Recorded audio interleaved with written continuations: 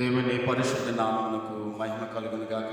చేరువచ్చిన మీ అందరికీ మన ప్రభువును రక్షకుడైన యేసుక్రీస్తు శ్రేష్టమైన నామంలో నా ప్రత్యేకమైన వందనాలు తెలియజేస్తున్నాను. మనందరం ఈ విధంగా సజీవులుగా ఉండి ఆ దేవాతి దేవుని నామమును, ఆ గొప్ప నామమును మనందరము స్తుతించి ఆరాధించేటువంటి గొప్ప ధన్యత మన జీవితాల్లో దేవాతి దేవుడు కలిగించిన ఈ మహా మంచి కృపను బట్టి మనందరం కూడా దేవుని స్తుతిస్తూ దేవుని ఆరాధిస్తూ ఆయన నామమును మహిమపరచాలి అని దేవుని వాక్యాన్ని బట్టి మనం నేర్చుకుంటున్నాం. ఆయన చేసిన మేలులకు, ఆయన చూపినటువంటి కృపకు మనము ఏమి కూడా బదులు చెల్లించలేని వారు. ఎందుకనంటే చెల్లించడానికి ఒకవేళ ఏదైనా ఉన్నదంటే అది కూడా ఆయన ఇచ్చినదే అని దేవుని వాక్యాన్ని బట్టి మనము నేర్చుకోవాల్సిన వారమై ఉన్నాం.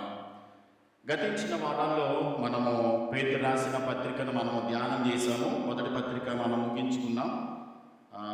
ఈరోజు రెండవ పత్రికను మనము ధ్యానం చేయడానికి ప్రయత్నించేద్దాం. అపోస్తలుడైనటువంటి పేతురు రాసిన రెండవ పత్రికను మనము ఈరోజు ధ్యానం చేద్దాం. మొదటి నుండి 7 వచనాల వరకు ఉన్నటువంటి వాక్య భాగాన్ని నేను చదువుతున్నాను. దయచేసి బైబిల్ ఉన్న వారందరూ కూడా తెరచి చూడాలని కోరుతున్నాను. యేసుక్రీస్తు దాసుడును అపోస్తలుడైన సీమోను పేతురు, మన దేవుని యొక్కయు రక్షకుడైన యేసుక్రీస్తు యొక్కయు నీతిని బట్టి మా వలనే అమూల్యమైన విశ్వాసం పొందిన వారికి శుభమని చెప్పి వ్రాయినది. తన మహిమను బట్టి గుణాతిశయములను బట్టి మనలను పిలిచిన వాని గూర్చిన అనుభవ జ్ఞాన మూలముగా ఆయన దైవశక్తి జీవమునకును భక్తికి కావలసిన వాటన్నిటిని మనకు దయచేయుచున్నందున దేవుని గూర్చినట్టు మన ప్రభువైన యేసుక్రీస్తును గూర్చినట్టునైనా అనుభవ జ్ఞానము వలన మీకు కృపయు సమాధానమును విస్తరించునుగాక. ఆ మహిమ గుణాతిశయములను బట్టి ఆయన మనకు అమూల్యమును అత్యధికములనైన వాగ్దానములను అనుగ్రహించి ఉన్నాడు. దురాశను అనుసరించుట వలన లోకమందున్న భ్రష్టత్వమును ఈ వాగ్దానముల మూలముగా మీరు తప్పించుకొని దేవ స్వభావమునందు పాలివారగినట్లు వాటిని అనుగ్రహించెను. ఆ హేతువు చేతనే మీ మట్టుకు మీరు పూర్ణ జాగ్రత్త గలవారై మీ విశ్వాసమునందు సద్గుణమును, సద్గుణమునందు జ్ఞానమును, జ్ఞానమునందు ఆశానిగ్రహమును, ఆశానిగ్రహమునందు సహనమును, సహనమునందు భక్తిని, భక్తి యందు సహోదర ప్రేమను, సహోదర ప్రేమ యందు దయను అమర్చుకొనుడి. తనలోంచి ప్రార్థన చేద్దాం. మహోన్నతుడవు, మహాగణుడవు, సర్వశక్తి కలిగిన మా ప్రియ పరలోకపు తండ్రి, మీ శ్రేష్టమైన మహోన్నతమైన నామమునకు వందనాలు, స్తోత్రం చెల్లిస్తున్నాం ప్రభా. మహిమగల దేవుడవు, శాశ్వత ప్రేమతో ప్రేమిస్తూ అనుదినము కనుపాపవలే మీ లెక్కల నీడలో మమ్మల్ని కాపాడుతున్న మా గొప్ప దేవుడా మీకు స్తోత్రాలు తండ్రి. మీ పేరు పెట్టబడిన మీ బిడ్డలంగా ఇంతవరకు మేమందరము మీ సన్నిధిలో చేరి మిమ్మల్ని స్తుతించి ఆరాధించి మహిమపరచడానికి మీరు మాకు కృపనిచ్చినందుకే మీకు స్తోత్రాలు ప్రభా. ఈ సన్నిధిలో కొద్ది నిమిషాలు మీ వాక్యం నేర్చుకోవడానికి మీ పాద సన్నిధికి మేము వస్తుండగా పరిశుద్ధాత్మదేవ తండ్రి, నేను పేతురు రాసిన మొదటి పత్రికను మేము ఎంతకాలం ధ్యానించడానికి మీరు మాకు సహాయం చేశారు. ఎన్నో ఆత్మీయ పాఠాలు మాకు నేర్పించారు ప్రభా. మా విశ్వాస జీవితంలో మేము ఏ విధంగా శ్రమలను ఎదుర్కొంటున్నప్పుడు మేము సహనము, ఓర్పు కలిగి ఉండాలో, ఆ శ్రమలలో మీరు మాకు ఎలాంటి ఆశీర్వాదాన్ని ఇవ్వబోతున్నారో అనేది మీరు మాకు నేర్పించారు. ఈ రెండవ పత్రికను మరలా మేము ధ్యానించడానికి మేము తండ్రి ప్రయత్నం చేస్తుండగా ఈ పత్రిక ద్వారా మీరు మాకు నేర్పించాలని ప్రభా మీరు ఆశ కలిగి ఉన్నారో మాతో మాట్లాడండి. మీ మాటే మమ్మలను బ్రతికిస్తుంది ప్రభా. మీ మాటే మమ్మలను జీవింపచేస్తుంది నాయన. ఈ పత్రికలో నుండి ఆత్మీయ పాఠాలు మేము నేర్చుకుని కేవలం విని విడిచిపెట్టేవారుగా కాకుండా మీ వాక్యానుసారంగా మీ యొక్క చిత్తములో మేము నడవడానికి మీరు మాకు కృప చూపించి సహాయం చేసి మీరు మాత్రమే మహిమ పొందుమని యేసయ్య నామంలో ప్రార్థించి వేడుచున్నాను మా పరమ తండ్రి, ఆమేన్. పేతురు రాసిన మొదటి పత్రికను మనము ధ్యానం చేసాం. ఎవరు రాశారు? పేతురు రాశారు. అయితే నిజానికి పేతురు రాయలేదు. పేతురు చెప్తా ఉన్నప్పుడు సిల్వాను రాశాడని మనం నేర్చుకున్నాం.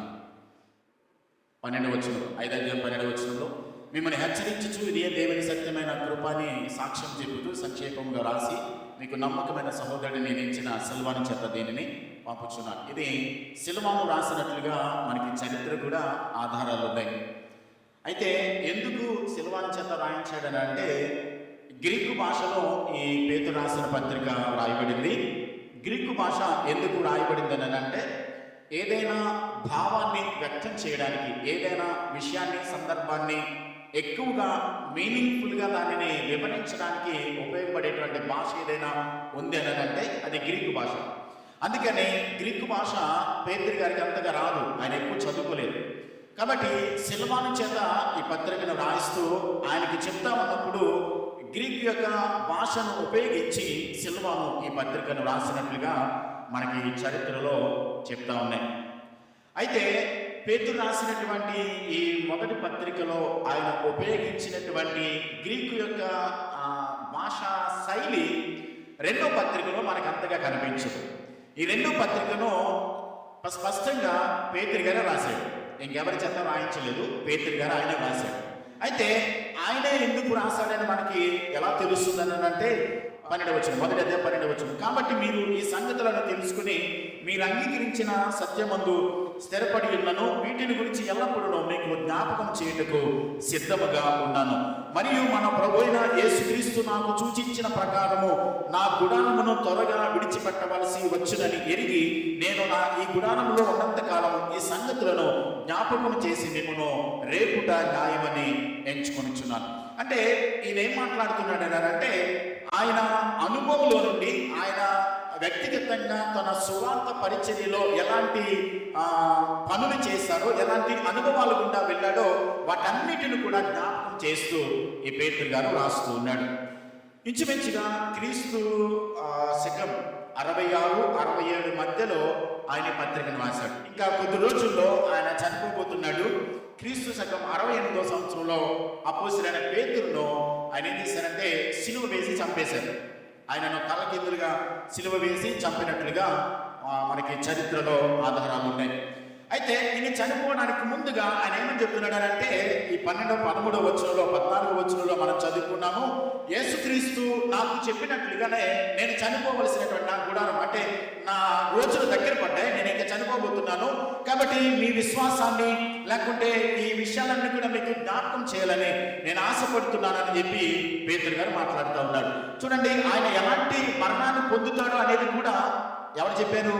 యేసు ప్రభు మనకి యోహాను సువార్త 21వ అధ్యాయంలో ఆ టైబేరియన్ సముద్రం దగ్గర, గలిలయ సముద్రం ప్రక్కన ఉన్నప్పుడు ఆయన పేతురును నన్ను ప్రేమిస్తున్నావా, పేతురును నన్ను ప్రేమిస్తున్నావా అని చెప్పి 3 సార్లు ఆయన ప్రశ్నించినప్పుడు అక్కడ చివరిలో మనం చదువుకుంటాము, ఒకడు నిన్ను నీకు ఇష్టం లేనటువంటి స్థలానికి నిన్ను తీసుకుని వెళ్ళిపోయి నీ చేతులు కాళ్ళు కట్టి నిన్ను బంధించి నువ్వు మరణం పొందుతావని చెప్పి యేసు ప్రభు ఆయన ఎలాంటి మరణాన్ని పొందబోతున్నాడు అనేది ముందుగానే యోహాను సువార్త 21వ అధ్యాయంలో మనం చదువుకుంటాం.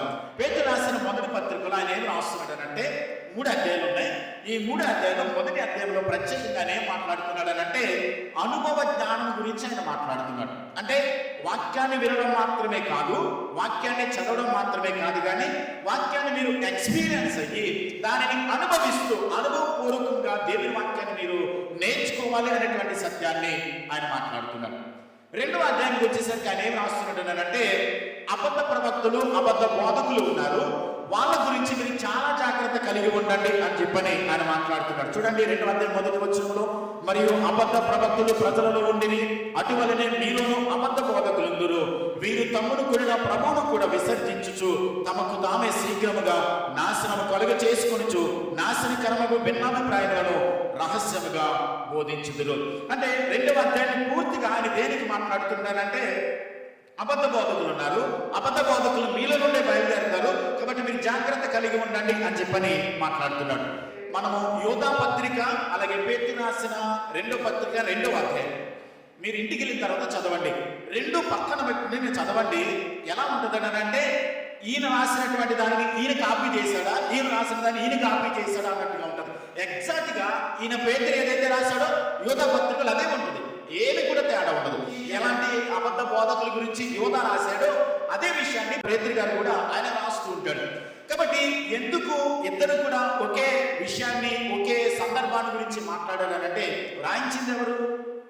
పరిశుద్ధాత్మ దేవుడు రాయించాడు. కాబట్టి జరగబోయే సంగతుల గురించి, అంటే సంఘము అనేటువంటి వారు, అంటే దేవుని వాక్యం చేత కొనబడినటువంటి ప్రతి ఒక్కరు కూడా దేవుని వాక్యము ద్వారా వినడం మాత్రమే కాదు, కానీ అబద్ధ బోధలు, అబద్ధ ప్రవక్తలు, అబద్ధం యొక్క పరిస్థితులు రాబోతున్నాయి.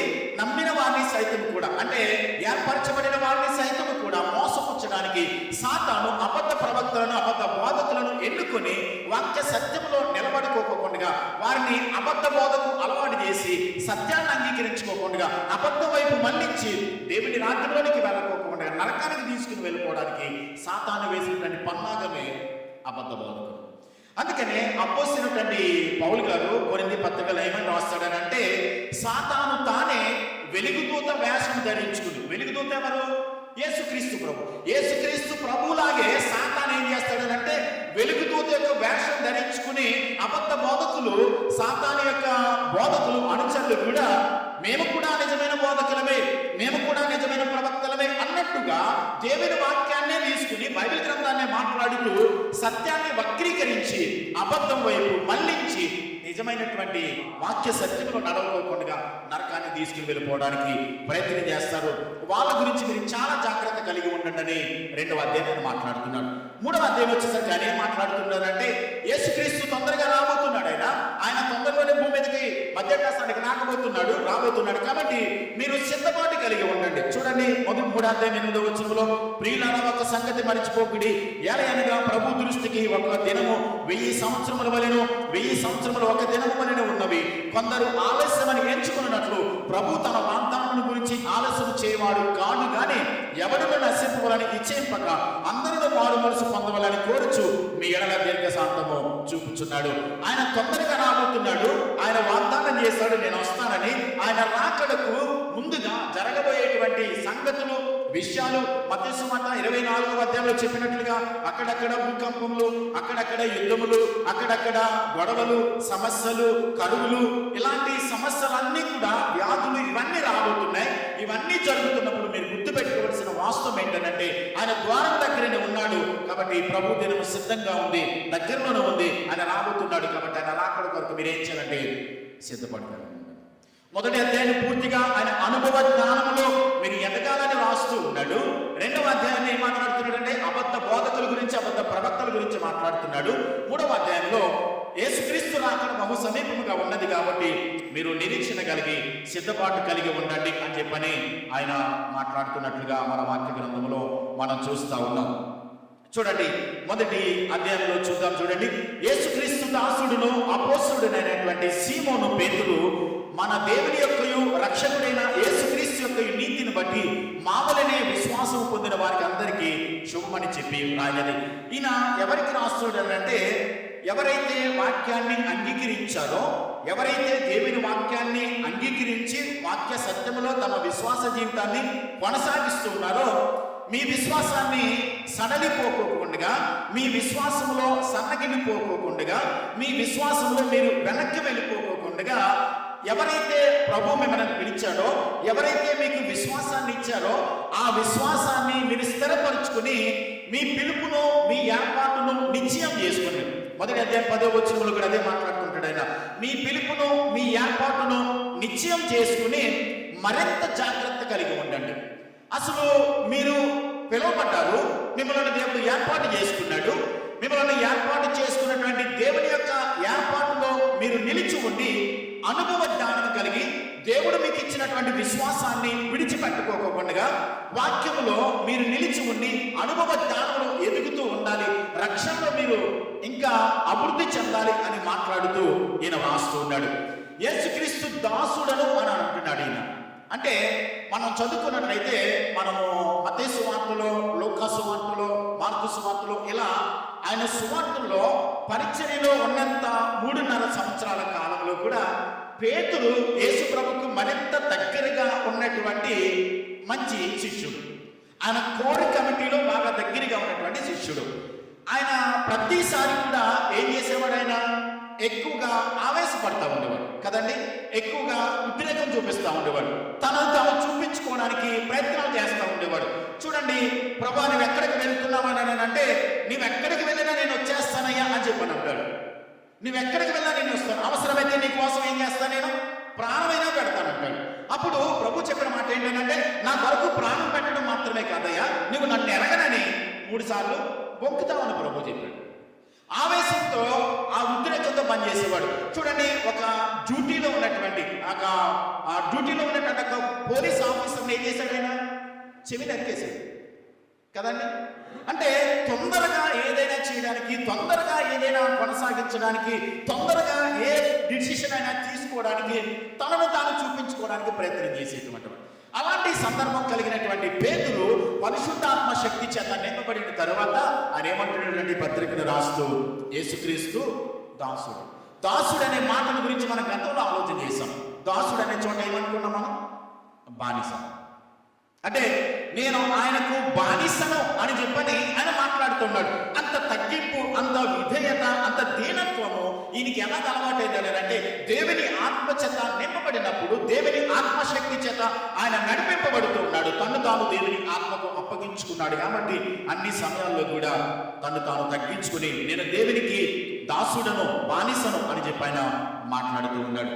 చూడండి, దేవుడు వారికి విశ్వాసాన్ని అనుగ్రహించాడు. అమూల్యమైన విశ్వాసము పొందిన వారికి. అంటే విశ్వాసం ఎవరిస్తారనమాట? ఎవరిస్తారు? దేవుడే విశ్వాసాన్ని ఇవ్వాలి. చూడండి, దేవుడు మనకి విశ్వాసాన్ని ఇవ్వకపోతే మనము దేవుని వాక్యాన్ని అంగీకరించలేం. దేవుడే తన విశ్వాసాన్ని మనకి ఇవ్వకపోతే ఆయన వాక్యాన్ని మనం నమ్మలేము.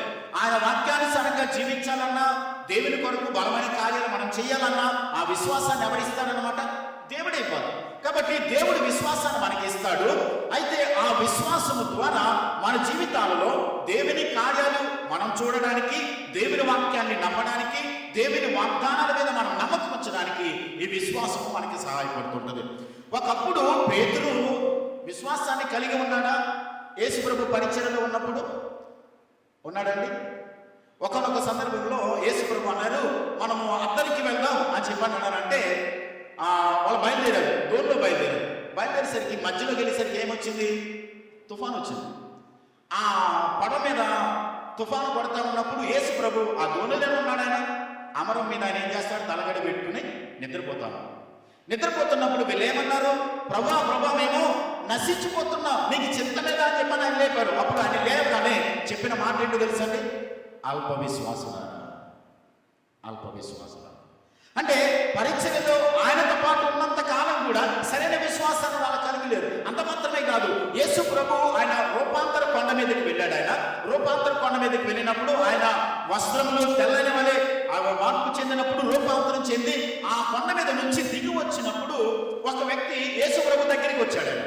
దగ్గరికి వచ్చి ఆయన ఏమంటున్నాడనంటే, అయ్యా, నా కుమారుడు చాంద్రరొకటి ఫిట్స్ వచ్చి పడిపోతున్నాడయ్యా, ఒకప్పుడు నీళ్ళలోనూ ఒకప్పుడు అగ్నిలోనూ పడిపోతున్నాడు, చాలా బాధపడుతున్నాడు, వాడికి ఏ సందర్భంలో ఏం జరుగుతుందో నాకు అర్థం కావట్లేదు అని చెప్పని నేను నా కుమారుని మీ శిష్యుని దగ్గర తీసుకొచ్చాను, అయ్యా బాగు చేయమని.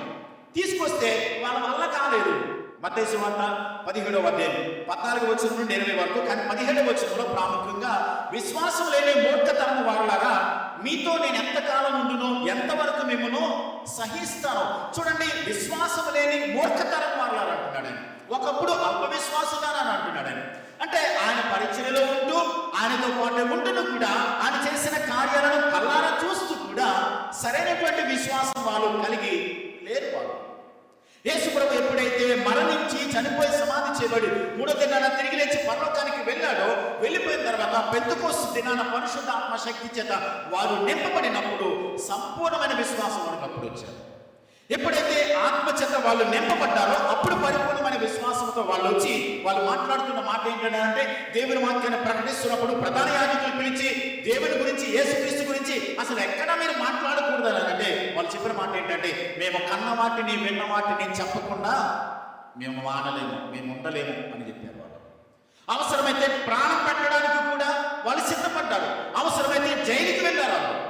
ఎందుకని? సంపూర్ణమైన విశ్వాసం మనకు వచ్చారు. ఒకప్పుడు దేవుని కొరకు బ్రతకడానికి నీవు కూడా యేసయ్యతో పాటుగా ఆయనతో పాటు ఉన్న శిష్యుడివే కదా అంటే నాకు తెలియదు అన్నాడు. కానీ పెంతెకోస్తు దినాన ఆత్మచేత నింపబడిన తర్వాత మేము కన్న వాటిని విన్న వాటిని చెప్పకుండా మేము ఉండలేము, ఆయన గురించి ప్రకటించకుండా ఉండలేము, అవసరమైతే జైలుకి వెళ్తాం, మేము ప్రాణాలు పెట్టడానికి సిద్ధంగా ఉన్నామని చెప్పారు.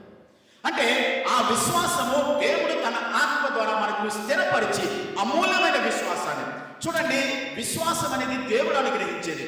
మనం సర్వసాధారణంగా ఏమనుకుంటామని అంటే, రోమిలికి రాసినటువంటి పత్రిక ఒక మాట చదువుతాం. రోమ పత్రిక 12వ అధ్యాయము 3వ వచనం. తను తాను ఎంచుకొనదగిన దానికంటే ఎక్కువగా ఎంచుకొనక దేవుడు ఒక్కొక్కరికి విభజించి ఇచ్చిన విశ్వాస పరిమాణం ప్రకారం. ఈ మాట గుర్తుపెట్టుకోండి, దేవుడు విభజించి ఇచ్చిన విశ్వాస పరిమాణం ప్రకారం. అంటే దేవుడు విశ్వాసం యొక్క పరిమాణం, అంటే మెజర్ ఆఫ్ ది ఫెయిత్ అంటారు. అంటే దేవుడు మనకు కొలత చొప్పున దేవుడు ఎవరికి ఎంత విశ్వాసాన్ని ఇవ్వాలి అనేది దేవుడు ఇచ్చాడు. అందరికీ విశ్వాసం ఇచ్చాడు. మనం కూర్చున్న ప్రతి ఒక్కరికి, వాక్యం వింటున్న ప్రతి ఒక్కరికి దేవుడు విశ్వాసాన్ని ఇచ్చాడు. అయితే ఆ విశ్వాసము మనము వృద్ధి చేసుకునే విషయంలో మన మీద ఆధారపడి ఉంటుంది. గుర్తుపెట్టుకోనండి, ఈ రోజున చాలా మంది జీవితాలలో దేవుడు చాలా గొప్ప కార్యాలు, బలమైన కార్యాలు దేవుడు జరిగిస్తూ ఉంటాడు. కానీ కొంతమంది విషయాలలో కొన్ని విషయాలు మాత్రమే జరుగుతూ ఉంటాయి. ఎందుకు ఇలా జరుగుతుంది? ఎందుకు ఫలానా వాళ్ళ జీవితంలో, ఫలానా వ్యక్తి జీవితంలో, ఫలానా సహోదరి విషయంలో దేవుడు అలాంటి బలమైన కార్యాలు చేశాడు, నాకెందుకు చేయట్లేదని అంటే వాక్యం సెలవిస్తుంది, దేవుడు ఇచ్చినటువంటి ఆ కొలత యొక్క విశ్వాస పరిమాణం, మెజర్ ఆఫ్ ది ఫెయిత్, అంటే దేవుడు ఎవరికి ఎలాంటి విశ్వాసాన్ని ఇవ్వాలి అని చెప్పి దేవుడు అనుకున్నాడో ఆ పరిమాణం చొప్పున దేవుడు ప్రతి ఒక్కరికి విభజించి ఆయన విశ్వాసాన్ని పంచిపెట్టాడు. ఆ విశ్వాసాన్ని మనం వృద్ధి చేసుకుంటున్నప్పుడు, ఆ విశ్వాసాన్ని మనము ఇంకా కూడా వాక్యాన్ని చదువుతూ ఉన్నప్పుడు ఆ విశ్వాసం ఏమవుతుంటది? అభివృద్ధి చెందుతూ ఉంటుంది. అందుకనే మనం దేవుని మీద ఎంతగా డిపెండ్ అవుతామో, ఎంతగా దేవుని మీద ఆధారపడిపోతామో అంతగా దేవుడు కార్యాలు జరిగిస్తుంటాడు. అందుకనే అమూల్యమైన విశ్వాసము పొందిన వారికి అని చెప్పని పేతురు గారు అక్కడ రాస్తున్నట్లుగా మన వాక్యంలో మనం చూస్తా ఉన్నాం. అయితే పేతురు గారు ఏమంటున్నాడంటే, ప్రభు మనలను పిలిచాడు, ప్రభు మనలను ఏర్పాటు చేసుకున్నాడు, ప్రభువు మనలను నియమించాడు అని చెప్పి ఆయన మాట్లాడుతున్నాడు. చూడండి 2వ వచనం. తన మహిమను బట్టి, గుణాతిశయమును బట్టి మనలను పిలిచిన వాని కూర్చిన అనుభవ జ్ఞానం మూలముగా ఆయన దైవశక్తి. చూడండి, ప్రభు మనల్ని ఏం చేశాడు? ఆయన పిలుచుకున్నాడు. ఎందుకు పిలిచాడు మనల్ని దేవుడు పరిశుద్ధులుగా ఉండడానికి పిలిచాడు. రెండవది, సమాధానపరచడానికి దేవుడు పిలిచాడు. ఆశీర్వాదములకు వారసులుగా ఉండడానికి పిలిచాడు. అంత మాత్రమే కాదు, మనము మేలు చేసి కూడా కీడును అనుభవించడానికి ప్రభు మనల్ని పిలిచాడు.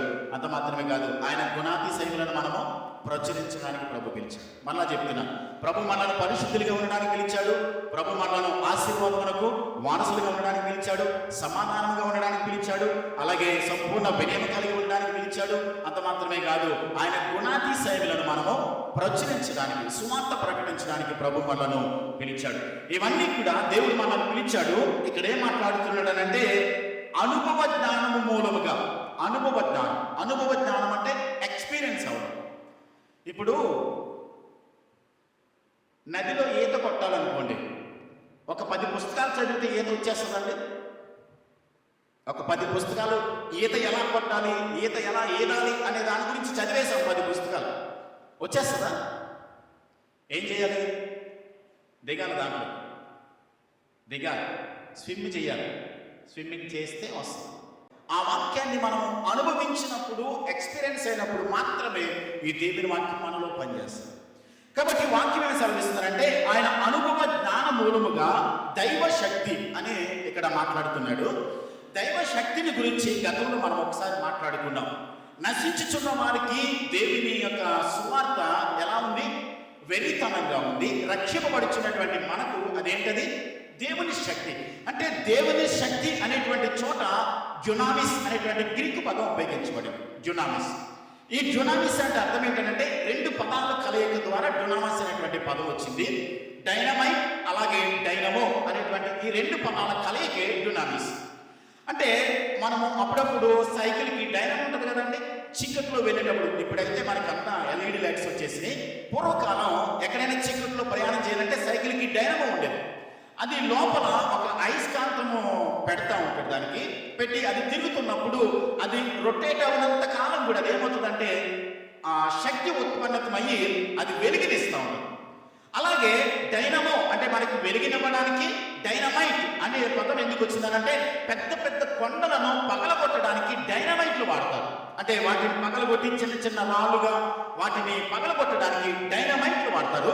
డైనమో అలాగే డైనమైట్ అంటే శక్తివంతమైనటువంటి పర్వతాలను పగలగొట్టడానికి, వెలుగు చూపించడానికి డైనమైట్ డైనమో ఉపయోగించబడింది కాబట్టి డ్యునామిస్. అంటే మన చీకటి జీవితాలను వెలిగించడానికి దేవుని వాక్యము ఒక వెలుగులా, కఠినమైనటువంటి బండ లాంటి రాతి లాంటి హృదయాలను కూడా పగలగొట్టడానికి సుత్తు వలె దేవుని వాక్యము మనకి ఉపయోగపడుతుంది. కాబట్టి దేవుని యొక్క శక్తి, ఆ డ్యునామిస్ అనేటువంటి శక్తి మనకి ఏం చేస్తుందనంటే జీవమునకును భక్తికి కావలసిన వాటన్నిటిని కూడా ఏం చేస్తుంది దైవశక్తి మనకి సమకూరుస్తుంది, అనుగ్రహిస్తుంది. అంటే దేవుడు తన మహాశక్తి ద్వారా జీవమునకును భక్తికి, అంటే మనం బ్రతకడానికి, మనం భక్తి చేయడానికి, మీరు ఆలోచించండి, మనం బ్రతకడానికి అలాగే ఆత్మ సంబంధంగా ఆయన చిత్తాన్ని చేయడానికి కూడా దేవుని శక్తి అన్నింటిని కూడా మనకి ఏం చేస్తా ఉంది, సమకూరుస్తూ ఉంది, మనకి అనుగ్రహిస్తూ ఉంది. మనం బ్రతకడానికి దేవుడు ఏదొక్క వ్యాపకం ఇచ్చాడు మనకి. అది ఉద్యోగం కావచ్చు, వ్యాపారం కావచ్చు, వ్యవసాయం కావచ్చు, చేతి పని కావచ్చు, ఏదైనా కావచ్చు. దేవుని యొక్క శక్తి ద్వారా దేవుడు మనకి ఆ జీవనకు కావలసిన వాటిని ఇచ్చాడు, అలాగే భక్తికి కావలసిన వాటిని. మనం భక్తి చేయాలని అంటే, దేవుని చిత్తాన్ని చేయాలనంటే, మనం బ్రతకడానికి, ఆయన కొరకు జీవించడానికి కావలసిన వాటన్నింటినీ దేవుడు ఇచ్చినప్పుడు మనం భక్తి చేయడానికి అవకాశం ఉంది.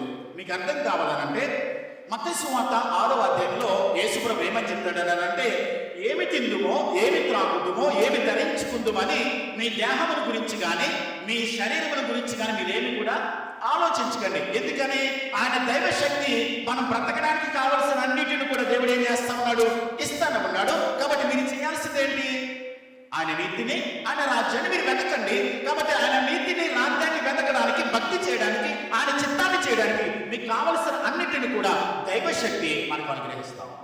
వాటి గురించి ఆలోచిస్తూ మీరు ఆయన చిత్తాన్ని చేయడం పక్కన పెట్టకండి. మీరు వీటన్నిటిని కూడా దేవుడు ఇస్తాడు.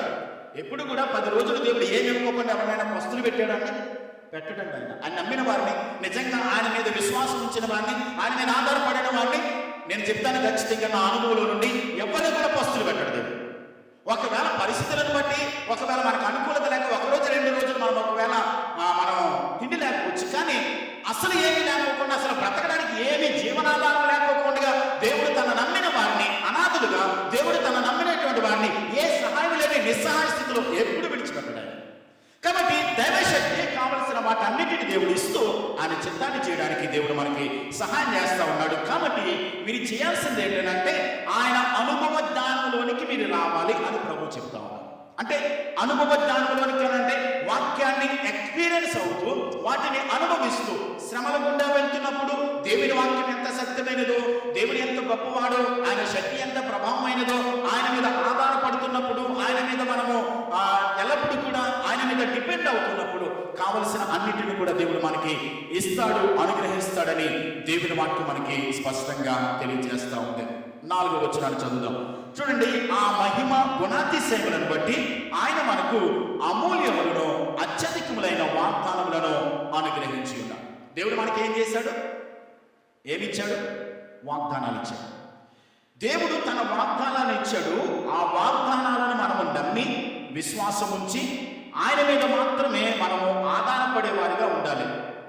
అంటే మనకు సమస్తము దయచేయడం మాత్రమే కాదు, కానీ అమూల్యమైన వాగ్దానాలు అనుగ్రహించాడు. వాక్యములు మనం చూస్తాం ఎబ్రీ పత్రికలో, వాగ్దానం చేసిన వాడు నమ్మదగినవాడు. ఆ మాటను ఆయన ఏం చేయగలడు, నెరవేర్చగలడు.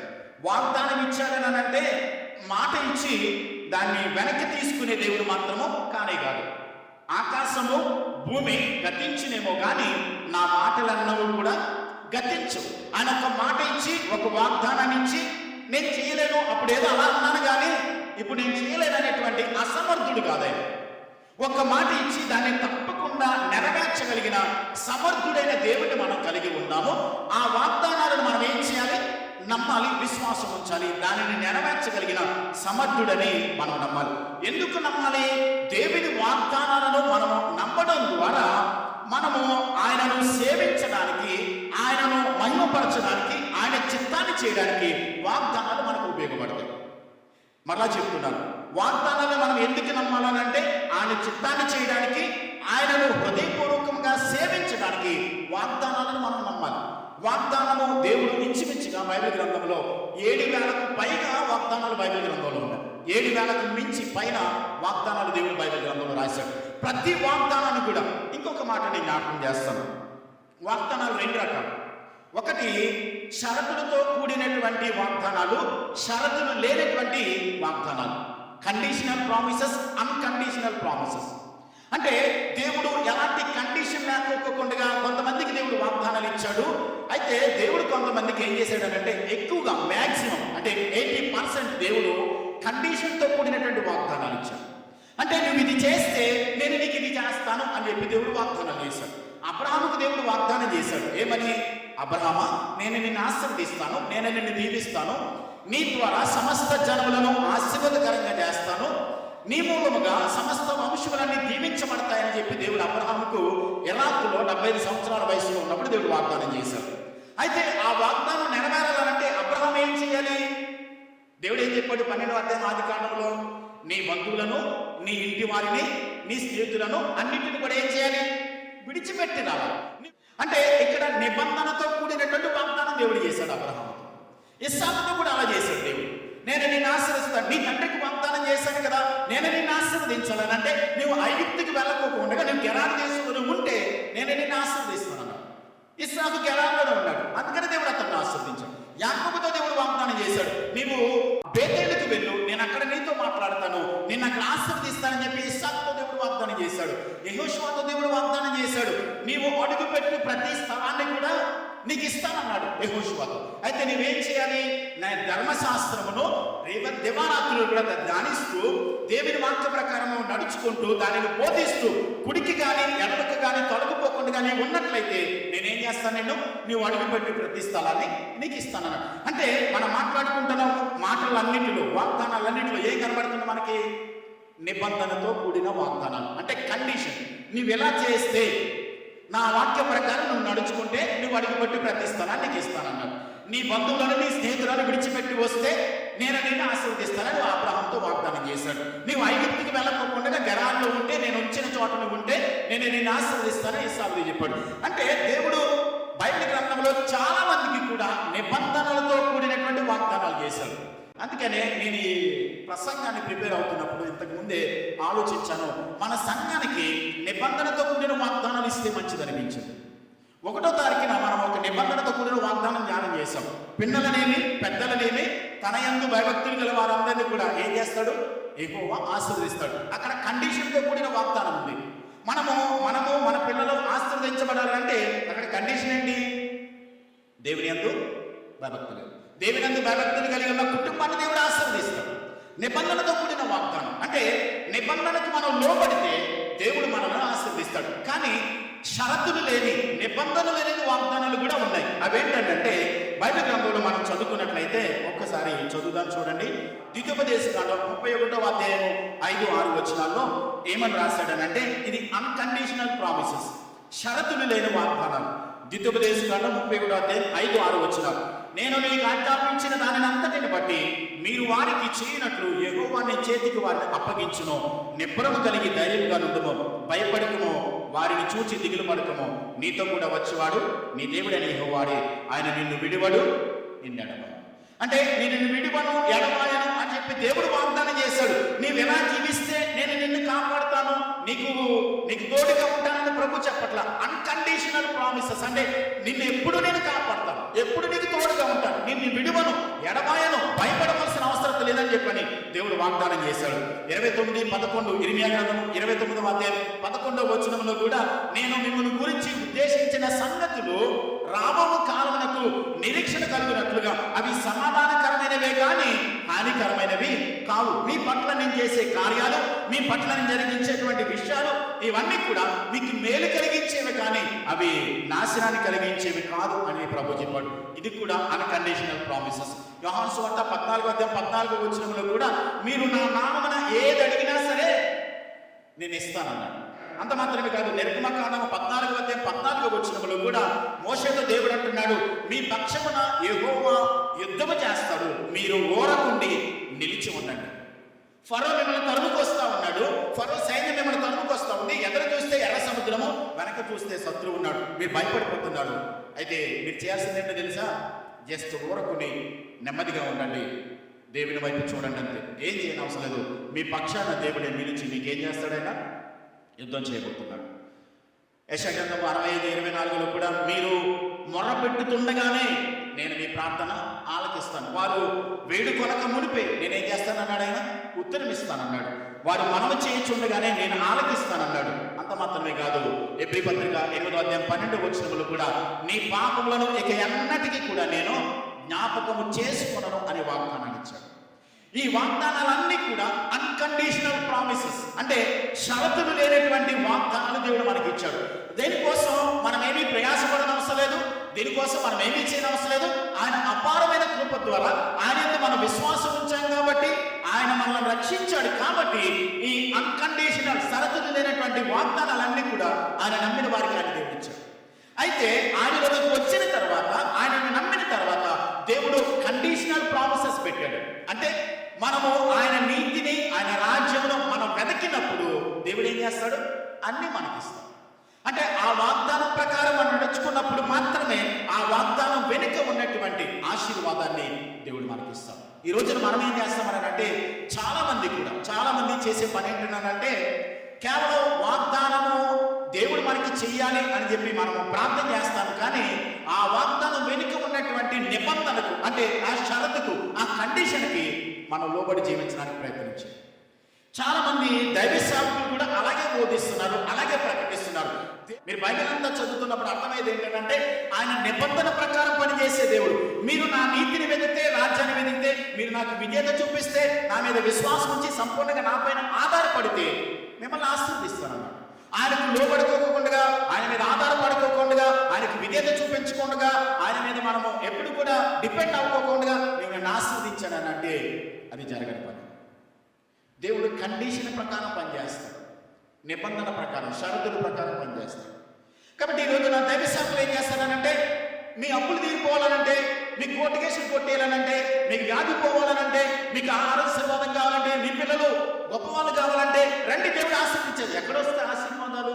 ఆశీర్వాదిస్తాడు దేవుడు. అన్కండిషనల్ ప్రామిసెస్ కి ఆల్రెడీ దేవుడు ఇచ్చేశాడు మనకి.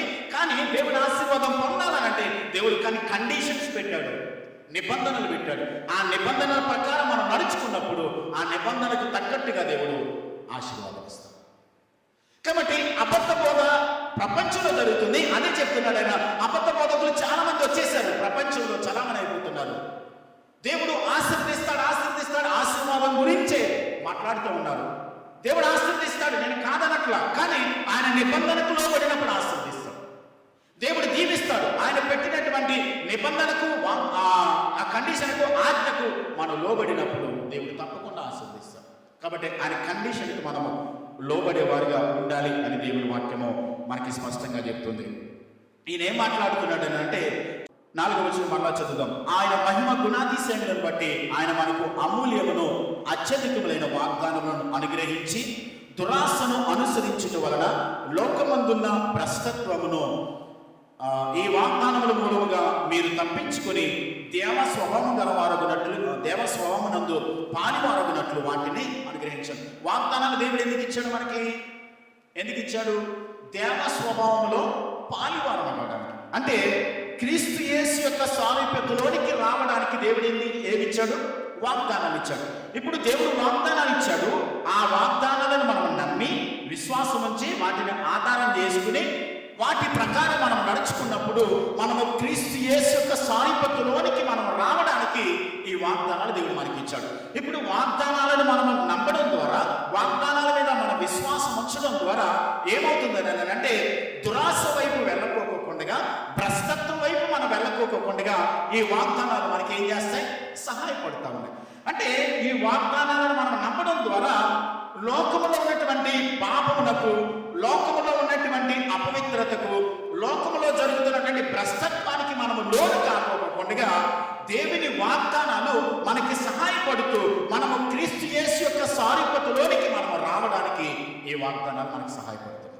కాబట్టి వాగ్దానాన్ని మనం ఏం చేయాలి? నమ్మాలి, విశ్వాసం ఉంచాలి. 5వ వచనం, ఆ హేతువు చేత మీ మట్టుకు మీరు పూర్ణ జాగ్రత్త గలవారే మీ విశ్వాసం నందు ఏం కావాలి? సద్గుణం కావాలి.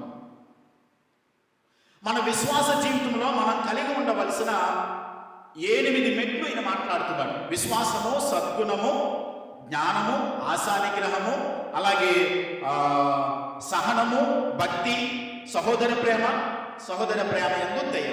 ఈ 8 స్టెప్స్ కూడా, 8 మెట్లు కూడా మన విశ్వాస జీవితంలో మనం కలిగి ఉండాలి అని మాట్లాడుతున్నాడు.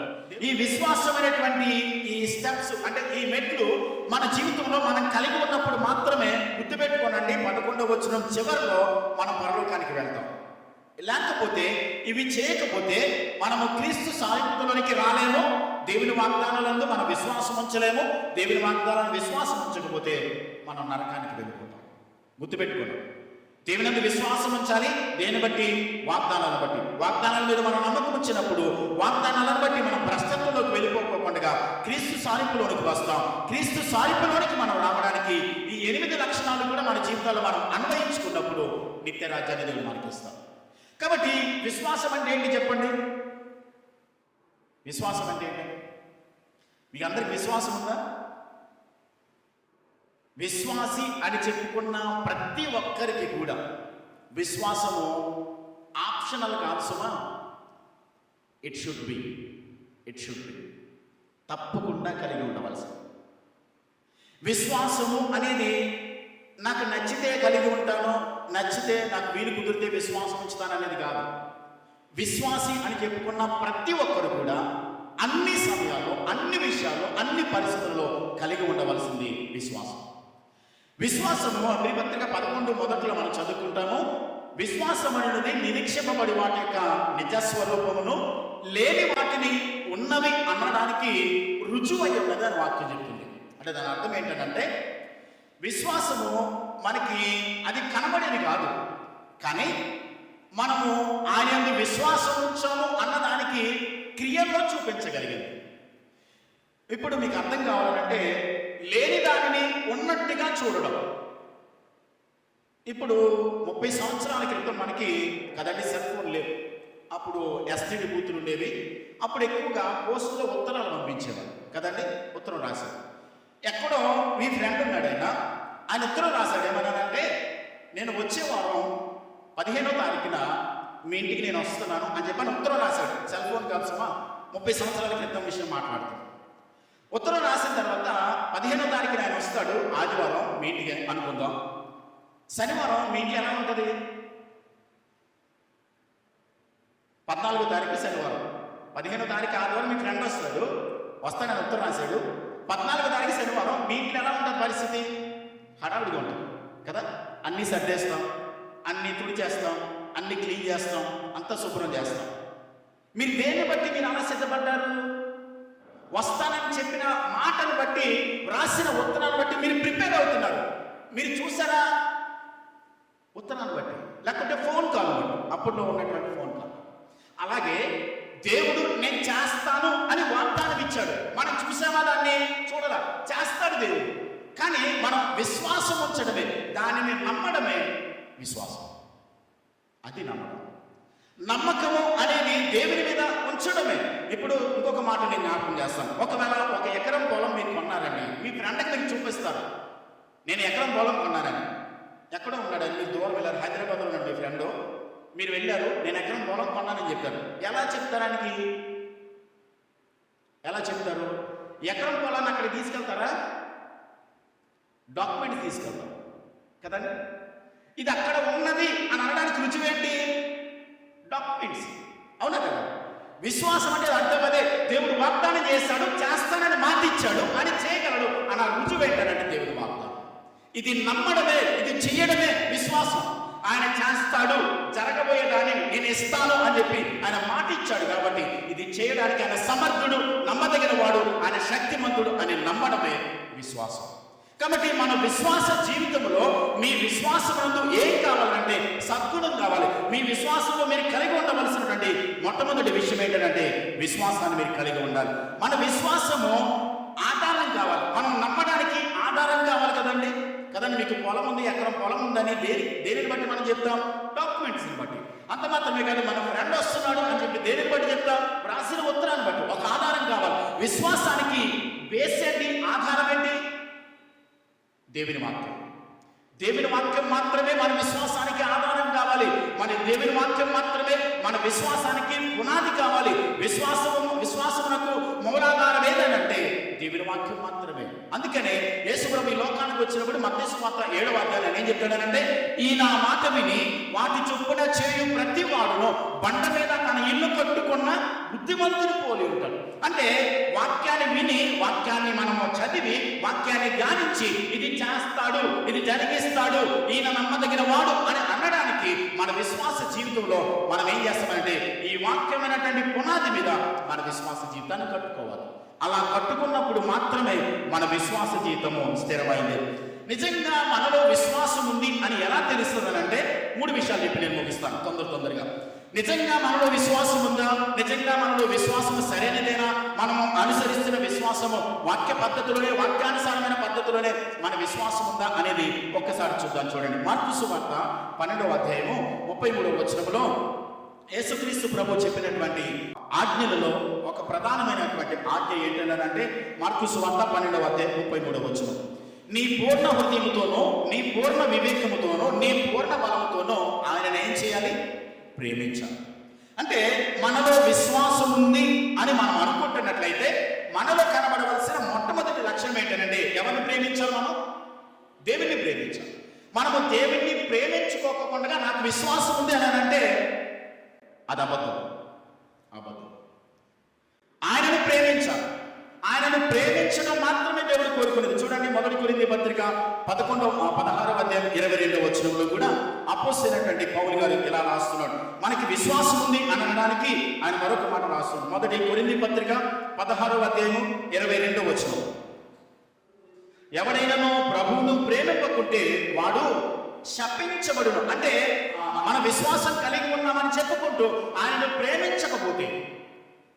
ప్రేమించకపోతే ఆయన ఎలా ప్రేమిస్తాం? 1 యోహాను పత్రికలో వాక్యం ఏం చదివిస్తుందంటే ఆయన ఆజ్ఞలను గైకొనుటయే ఆయనను ప్రేమించుట. ఆయన ఆజ్ఞలను గైకొనడం. ఇప్పుడు నిజంగా మనం ప్రేమిస్తున్నట్లయితే, దేవుని ప్రేమించినట్లయితే దేవుడు కోరుకునేది ఏంటంటే ఆయనను ప్రేమించడం అనంటే మనకు నచ్చిన వాటన్నిటిని మనం ముందుగా ప్రేమించి మనం ఇష్టపడి తర్వాత ఆయన ప్రేమిస్తాననేది దేవుడికి ఎందు విశ్వాసం ఉంచిన నిజమైన విశ్వాసం. ఆయనను ప్రేమించేది ఎలాగనంటే నీ పూర్ణ హృదయంతో, నీ పూర్ణ మనసుతో, నీ పూర్ణ శక్తితో, అంటే సంపూర్ణంగా దేవుని ప్రేమించాలి. ఏదో మనకు నచ్చితే మనం ప్రేమిస్తాను, నాకు ఇష్టం కుదిరితే, అవకాశం కుదిరితే ఆయనను ప్రేమిస్తాను అనేది సరైన దేవుని ప్రేమించడం కాదు. ఆయనను ప్రేమించకపోతే మనలో ఏం లేదు, విశ్వాసం. ఆయనను ప్రేమిస్తే మనం ఏం చేస్తున్నాం? విశ్వాసంలో ఉన్నట్టు. విశ్వాసం ఉందని చెప్పుకుంటే ఆయనను ప్రేమించకపోతే మనలో ఏం లేదు, విశ్వాసం. కాబట్టి నేను ఆయనను ప్రేమిస్తున్నాను అని చెప్పని నాకు నచ్చినట్లుగా, నాకు వీలు కుదిరినట్లుగా, నాకు అవకాశం కుదిరినప్పుడు నేను చేస్తానని అంటే గుర్తుపెట్టుకోవాలి, ఆయనను ప్రేమించట్లేదు, మనలో విశ్వాసం లేదు. నిజంగా ఆయనను ప్రేమిస్తే నేను ఒక మాట చెప్తాను, ప్రతి ఆదివారం కూడా దేవుని సన్నిధిలో మనం కనబడతాం. మీరు ఇష్టమైన వారు అంటే మీరు ప్రేమించే వారి గురించి మీరు ఎక్కువసేపు గడపడానికి మీరు ఇష్టపడరండి. కొత్తగా పెళ్ళైనటువంటి భార్యాభర్తలు చూడండి, వాళ్ళిద్దరూ కూడా అసలు విడదీయలేనటువంటి బంధంతో పెనవేసుకుంటారు కదండి, ఇష్టపడ్డారు వాళ్ళిద్దరు. కాబట్టి నిజంగా మనం దేవుని ప్రేమిస్తే దేవుని సన్నిధిలో కనబడడానికి ఇష్టపడతాం. దేవుని సన్నిధికి మనం టైంకి రావడానికి ఇష్టపడతాం. దేవుని ప్రేమిస్తే ఆయన కొరకు ఏదైనా త్యాగం చేయడానికి ఇష్టపడతాం, ఏదైనా వదులుకోవడానికి ఇష్టపడతాం. వదులుకోవట్లేదు, నాకు టైం కుదిరినప్పుడు, నాకు అవకాశం కుదిరినప్పుడు, లేకుంటే నాకు నచ్చితే చేస్తానంటే నువ్వు దేవుని ప్రేమించట్లేదు. దేవుని ప్రేమించకపోతే నీలో ఏం లేదు, విశ్వాసం లేదు. విశ్వాసివి అని చెప్పుకుంటున్నాం అంతే. అలాంటి విశ్వాసం నేను ఎప్పుడు చెప్తానో, మంచి వాక్యం ప్రకటించే సంఘంలో కూడా నకిలీ విశ్వాసులు ఉంటారు. దేవుడు చెప్పాడు ఏంటంటే గోధుమలు, గురుగులు అన్ని చోట్ల ఉంటాయి. ఒకవేళ నిజంగా వాక్యము ఉన్నట్టుగా ప్రకటించే సంఘాల్లో నిజమైన విశ్వాసం కొంతమంది ఎక్కువ ఉండొచ్చేమో, కానీ ఖచ్చితంగా నకిలీ విశ్వాసం ఉంటారు. సుమా, ప్రపంచంలో జరిగేది ఇది. ప్రతి సంఘంలో నిజమైన విశ్వాసులు, నకిలీ విశ్వాసం ఖచ్చితంగా ఉంటారు. ఒకవేళ వాక్యాన్ని ఉన్నట్టుగా చెప్పే వారిలో ఎక్కువ మంది ఉండొచ్చు, కానీ ఖచ్చితంగా నకిలీ విశ్వాసం. కొన్ని సంఘాల్లో ఎక్కువ మంది ఉంటారు, అక్కడ నకిలీ విశ్వాసులు తప్ప మంచి విశ్వాసులు కొంతమంది మాత్రమే ఉంటారు. కాబట్టి వాక్యం సెలవిస్తూ ఉంది, నిజమైన విశ్వాసం ఏం చేస్తారంటే దేవుణ్ణి మాత్రమే ప్రేమిస్తారు. దేవుణ్ణి మాత్రమే ప్రేమిస్తారు. కాబట్టి దేవుణ్ణి ప్రేమించే వారు మాత్రమే విశ్వాసం కలిగిన వారు. ఆ విశ్వాసం మనల్ని నిత్యదేవానికి వారసులు చేస్తారు. యాకోబు పత్రిక 2వ అధ్యాయం 26వ వచనం.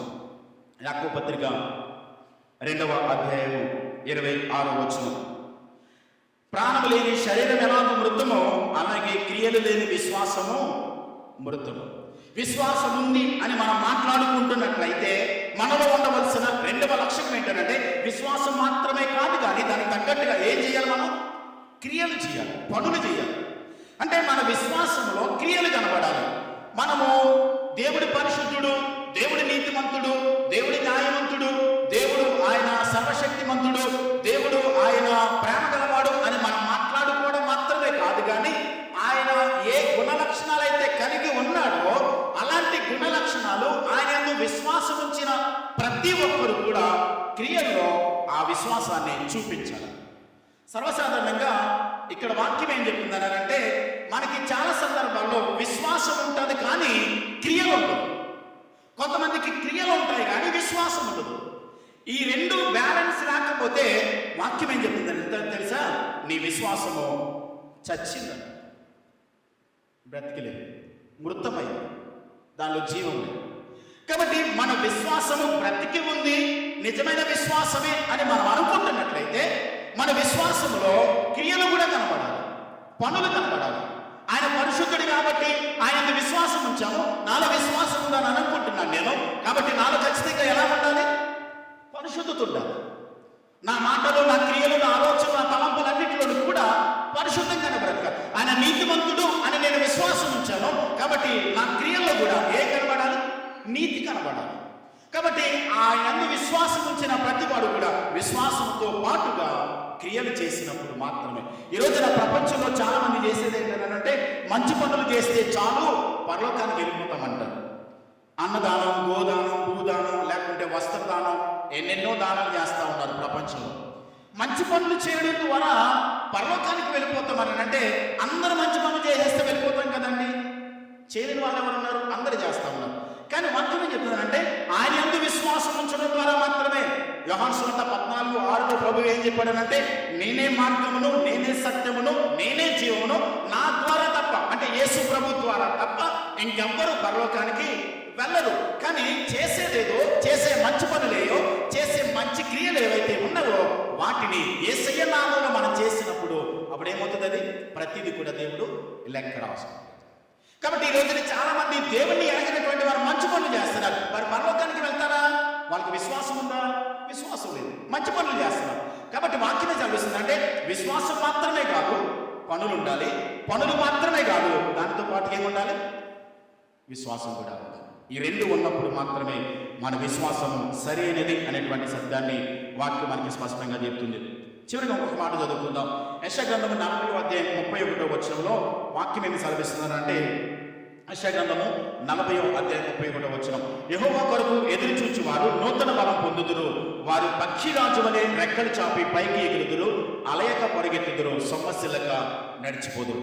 విశ్వాసంలో ఉండవలసినటువంటి 3వ లక్షణం మొట్టమొదటిది ఏంటి? మొట్టమొదటిది ఏంటంటే విశ్వాసం అంటే ఏం చేస్తాం? మనం దేవుణ్ణి ప్రేమిస్తాం, దేవుడిని మాత్రమే మనం ప్రేమిస్తాం. రెండవది విశ్వాసం అంటే మనం విశ్వాసంలో ఏముండాలి? క్రియలు కనబడాలి. మూడవది విశ్వాసం ఉన్నట్లయితే దేవుని మీద మాత్రమే మనం సంపూర్ణంగా ఆధారపడతాం, దేవుని మీద మాత్రమే సంపూర్ణంగా మనం డిపెండ్ అవుతాం. ఆయన సర్వశక్తిమంతుడు, ఆయన నిత్యుడైన దేవుడు, ఆయన మాట తప్పని దేవుడు, ఆయన అబద్ధమాడని దేవుడు కాబట్టి ఆయన యందు మాత్రమే మనం విశ్వాసం ఉంచాం. ప్రతి పరిస్థితుల్లోనూ కూడా దేవుని మీద మాత్రమే, దేవుని యందు మాత్రమే మనం నమ్మకం ఉంచుతాం, ఆయన మీద మాత్రమే మనం డిపెండ్ అవుతాం. ఆయన యందు విశ్వాసం ఉంచిన వారు ఎవరైనప్పటికీ కూడా ఎన్నడూ సిగ్గుపడరు, ఎన్నడూ కూడా వారు అవమానపరచబడరు, ఎన్నడూ కూడా తలదించుకునే వారుగా దేవుడు చేయడు. ఆయన యందు విశ్వాసం ఉంచాడు. దేవుని యందు విశ్వాసం ఉంచేటువంటి వారందరినీ ప్రభు తల ఎత్తుకునే వారిగా దేవుడు చేస్తాడు, తల దించుకునే వారిగా ఎన్నడూ వారు చేయరు. ఎప్పుడో తెలుసండి, ఆయన మీద సంపూర్ణంగా ఆధారపడడం, సంపూర్ణంగా ఆయన మీద మాత్రమే మనం డిపెండ్ అవ్వడం మనకి చేతనైతే. నా యందు మీరును, మీ యందు నా మాటలు నిలిచి ఉన్న ఎడల మీకేది ఇష్టమో అడగండి, మీకేది ఇష్టం అడగండి, మీకేది అవసరమో, మీకేది కొరతో, మీకేది కావాలో, మీకు ఏదైనా కావాలో అడగండి, నేను ఇస్తానన్నాడు. నా నామంలో మీరు ఏదైనా నేను ఇస్తానన్నాడు ఆయన. కాబట్టి ఆయనను అడిగిన వారికి సమస్తమును ఇవ్వగల సమర్థుడు. ఏం కావాలో అన్నిటిని ముందుగానే సిద్ధం చేసి ఉంచాడు. మనం చేయవలసింది ఏంటంటే, నిజంగా మనలో విశ్వాసం ఉంది అని మనం అనుకుంటున్నట్లయితే సంపూర్ణంగా ఎవరి మీద ఆధారపడాలి? మనుషుల మీద, డబ్బు మీద, లేకుంటే మనకి సహాయం చేయగలిగిన వారి మీద. ఇవేవి కాదు, కేవలం దేవుని మీద మాత్రమే మనము ఆధారపడితే, దేవుని మీద మాత్రమే మనం ఆనుకుంటే దేవుడు చేయలేని కార్యం అంటూ ఏదీ లేదు. కాబట్టి మన విశ్వాస జీవితంలో మనం కలిగి ఉండవలసినటువంటి లక్షణాలు 3 ఉన్నాయి. దేవుని మనము ప్రేమించాలి. ఎలా ప్రేమించాలి? పూర్ణ మనసుతో, పూర్ణ శక్తితో, పూర్ణ హృదయంతో ఆయనను ఏమి కూడా తక్కువ కాకుండా ఆయనను మొట్టమొదటి స్థానంలో పెట్టుకుని ఆయనను ప్రేమించడం మనకి మొట్టమొదటి స్థానంగా పెట్టుకుని ఆయనను మాత్రమే ప్రేమించాలి. రెండవది, మన విశ్వాస జీవితంలో ఏం కనబడాలి? క్రియలు కనబడాలి. మన విశ్వాసంలో మూడవది ఏంటంటే దేవుని మీద మాత్రమే మనము ఆధారపడాలి. అలా చేయడానికి మనము ఆధారపడినప్పుడు దేవుడు తప్పకుండా కార్యాలు చేస్తాడు. దేవుడు తప్పకుండా తన బిడ్డలను వర్ధలు చేస్తాడు. ఇప్పుడు ఒక విషయాన్ని మనం నేర్చుకున్నాం. విశ్వాసమును దేవుడు మనకి ఇచ్చాడు కాబట్టి విశ్వాసము ద్వారా మనం దేవుని వాగ్దానాలను ఏం చేయాలి? నమ్మకం ఉంచాలి, విశ్వాసం ఉంచాలి. ఆ వాగ్దానాల ద్వారా మనము ఏం చేయబడతాం? క్రీస్తు యొక్క సారూప్యతలోనికి మనము మార్చబడుతున్నాం. క్రీస్తు సారూప్యము అంటే యేసుక్రీస్తు యొక్క సారూప్యతలోనికి మనందరం మార్చబడాలంటే 8 లక్షణాలు మనకు కనబడుతున్నాయి. అవన్నీ కూడా మనం ధ్యానం చేయబోతున్నాం. మొట్టమొదటిది ఒకటి ధ్యానం చేసాం, అదేంటంటే విశ్వాసం. ఆ విశ్వాసంలో ఉండవలసిన 3 లక్షణాలు ఏంటో మనం ధ్యానం చేసాం. కాబట్టి దేవుని చిత్తమైతే వచ్చే మనం సద్గుణం, ఆశానిగ్రహం, సహనం, భక్తి, జ్ఞానము, ఇలా ఏవైతే ఉన్నాయో వాటన్నిటిని గురించి కూడా మనం ధ్యానం చేయబోతున్నాం. మనం అనుభవ జ్ఞానంలోనికి రావాలంటే వాగ్దానాల మీద మనం డిపెండ్ అవ్వాలి. వాగ్దానాలను నమ్మడం ద్వారా మనం క్రీస్తు సారూప్యతలోనికి మలచబడతాం. క్రీస్తు సారూప్యతలోనికి రావడానికి మనకి 8 లక్షణాలు కావాలి. వాటిలో మొట్టమొదటిది విశ్వాసము. విశ్వాసములో దేవుని ప్రేమించడం, విశ్వాసంలో క్రియలు చేయడం, విశ్వాసంలో దేవుని మీద ఆధారపడడం అనేది మనం అలవాటు చేసుకున్నప్పుడు దేవుడు తప్పకుండా మన విశ్వాసాన్ని ఇంకా అంచెలంచెలుగా దేవుడు అభివృద్ధి చేసి మనకున్న ప్రతి అవసరత, ప్రతి సమస్య, ప్రతి విషయంలోనూ కూడా దేవుడు మనకి సహాయం చేయడానికి సిద్ధంగా ఉన్నాడు. తలలు వంచండి, కళ్ళు మూయండి, ప్రార్థన చేద్దాం. చెప్పబడిన వాక్యాన్ని జ్ఞాపకం చేసుకుని మన విశ్వాసము అసలు సరైనదో కాదో, మనం అసలు విశ్వాసంలోనే కొనసాగుతున్నామో లేదో, దేవుడు చెప్పినటువంటి విశ్వాసం యొక్క ప్రమాణాలు మనలో ఉన్నాయో లేదో ఒక్కసారి మనల్ని మనమే చెక్ చేసుకుందాం, పరీక్షించుకుందాం. ఆయన వాగ్దానాలను మనము నమ్ముతున్నామా లేదా అనేది ఒకసారి పరిశీలించుకుందాం. ప్రభు వల్లను సమీపించడానికి ముందుగా మన మనసులను, మన హృదయాలను పరిశీలించుకుందాం.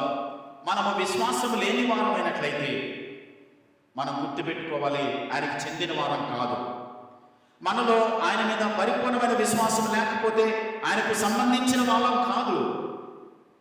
విశ్వాసం ఉంచువాడు మాత్రమే నాకు చెందినవాడని ప్రభు చెప్పాడు. ఆయనని విశ్వాసం ఉంచువాడు మాత్రమే దేవుని రాజ్యాన్ని స్వతంత్రించుకుంటాడని మాత్రం సెలవిస్తూ ఉంది. ఒకవేళ ఏదైనా బలహీనతలు, ఏదైనా లోపాలు, ఒకవేళ విశ్వాసంలో అల్ప విశ్వాసం, మన విశ్వాసంలో ఒకవేళ ఏదైనా లోపాలు ఉన్నట్లయితే ప్రభుని అడుగుదాం. ప్రభా, నా విశ్వాసాన్ని బలపరచండి, నా విశ్వాసాన్ని స్థిరపరచండి, నా విశ్వాసాన్ని ఉన్నతమైనటువంటి స్థితిలో నన్ను బలపరచమని ప్రభుని అడుగుదాం. ఒకవేళ తెలిసి తెలియక ఏదైనా బలహీనతలు మనలో ఉన్నాయేమో ప్రభు దగ్గర ఒప్పుకుందాం. మనలను మనమే పరిశీలించుకుందాం, పరీక్షించుకుందాం. ప్రభుని అడుగుదాం క్షమించమని. ప్రేమ కలిగిన మా కన్న తండ్రి, మా గొప్ప దేవానికి స్తోత్రాలు. మహాదేవుడవు, మంచి దేవుడవు, మాకు చాలిన దేవుడవు తండ్రి. ఏ స్థితికైనా మమ్మలను తండ్రినైనా చాలిన దేవుడవు, మమ్మలను బలపరిచి మమ్మలను ఆదరించే దేవత దేవుడవు నాయన. షరతులు లేనటువంటి వాగ్దానాలు మాకు ఇచ్చావు తండ్రి. భయపడకము, నేను నీకు తోడుగా ఉన్నానన్నావు. మీరు ఇచ్చినటువంటి వాగ్దానాల మీద నేను నమ్మకం ఉంచి, విశ్వాసం ఉంచి మీపైనే ఆనుకొని ప్రభా, మీరు మా కొరకు దాచిపెట్టి వచ్చిన ప్రతి దీవెన ఆశీర్వాదాన్ని పొందుకోవడానికి మీ కృపనివ్వండి, సహాయం చేయండి, కనికరిని చూపించండి ప్రభా. తెలిసి తెలియక ఒకవేళ మీ మీద ఆధారపడవలసినటువంటి పరిస్థితులలో, మీ మీద మాత్రమే నమ్మకం ఉంచవలసినటువంటి సందర్భాలలో ప్రభా అల్ప విశ్వాసం, అవిశ్వాసం ఒకవేళ ఎప్పుడైనా మేము చూపించామేమో, మమ్మల్ని మన్నించండి, క్షమించండి, మీ రక్తంతో కడగండి ప్రభా. మా విశ్వాస జీవితంలో స్థిరమైన విశ్వాసాన్ని మేము కలిగి ఉండడానికి, కథలని నైనా చంచలమైనటువంటి విశ్వాసం కాకపోకుండా ఎల్లప్పుడూ పరిపూర్ణంగా మీ మీదనే ఆధారపడే కృపనివ్వండి. మిమ్మల్ని ప్రేమించే విషయంలో పూర్ణ హృదయంతో, పూర్ణ మనసుతో, పూర్ణ శక్తితో మిమ్మల్ని ప్రేమించేటువంటి మనస్సును మీరు మాకు అనుగ్రహించి మీ కృపలో బలపరచండి. తెలిసి తెలియక మా జీవితంలో ఉన్న బలహీనతలు, అవిధేయతలను క్షమించి మీ రక్తంతో కడిగి శుద్ధి చేసి మీకు ఇష్టలుగా మీ చిత్తాన్ని జరిగించేవారుగా మీ కృపను, మీ సహాయాన్ని మెండుగా మీరు మాకు అనుగ్రహించి బలపరిచి మీ వాక్యాన్ని మా హృదయాల్లో స్థిరపరిచి దినదినమే మీ వాక్యానుసారంగా, మీ చిత్తానుసారంగా జీవించడానికి మీ కృపను అనుగ్రహించి మేలు చేసి కాపాడి మీరు మాత్రమే మహిమ పొందమని యేసయ్య నామములో ప్రార్థించి వేడుచున్నాను మా పరమ తండ్రి. ఆమేన్.